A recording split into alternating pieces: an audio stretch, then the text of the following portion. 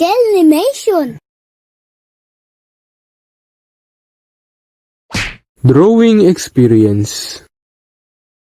Lahat naman na tayo ay nakaranas ng mag-drawing. Mag-drawing sa papel, sa libro, sa test paper, sa lamesa, sa pader, sa damit, at sa muka.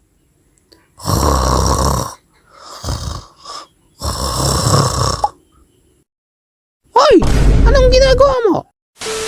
Noong mga bata pa tayo, tinuruan na tayong mag-drawing ng mga magulang at kapatid natin, pati na si teacher.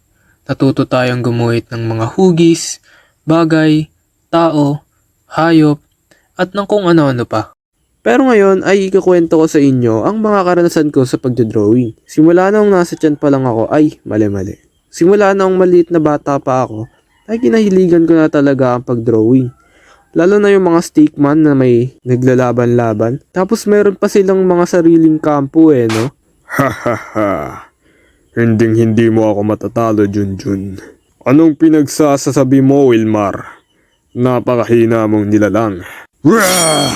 Drawing experience. Isa rin sa mga karanasan ko sa pagdodrawing ay noong grade 1 ako. Sumali ako sa poster making contest.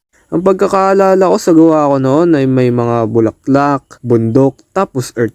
Ewan ko ba hindi ko na masyadong maalala. Marami din ako nakitang iba't ibang sining na ginuhit ng mga nakalaban ko. Halos pare-parehas lang naman kami ng gawa. Hanggang sa in-announce na kung sino yung nanalo. Ang first place sa poster making contest na ito ay si Kiel! Hindi talaga ako makapaniwala na naging first place ako nun. Drawing experience. Naranasan nyo na rin bang mag-drawing sa likuran ng notebook nyo? Dati kasi mahilig din ako mag-drawing sa likod ng notebook. Ng anime character, cartoon character, at ng kung ano na pa na hindi naman maintindihan. Pati na yung mga kaklase ko ay nakikita ko rin kung ano-ano din na drawing sa notebook nila. Kaya pag chinek ni teacher ang notebook ay pinapagalitan. Hoy Mr. Carlos! Ma'am, bakit ganito ang likod ng notebook mo? Ma'am, wala po yan. Favorite anime character ko lang po yan. Hehe. Drawing experience. Isa rin sa mga experiences ko ay noong tinuruan ako ni Papa kung paano mag-drawing gamit ang grid method. Bale, pinadownload niya ako ng app na pang-grid sa picture, tapos pinaguhit niya ako sa papel na pag-grid din. Tapos sumanap na ako ng picture na i-drawing ko. Wala akong mahanap kaya nag-selfie na lang ako. So, ayun, sinimulan ko na ang pag-drawing, tapos nag-sketch na ako. Sinimulan ko sa mata, ilong, muka, at panghuli ay buhok. At ayun, tapos na. Doon na rin nagsimula ang lahat.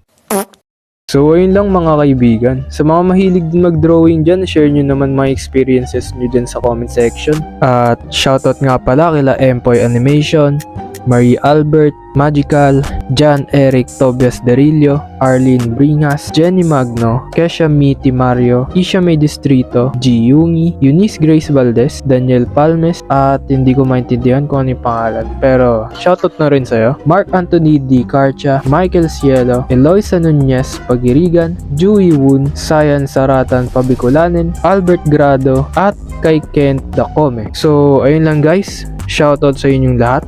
Maraming salamat nga pala sa suporta.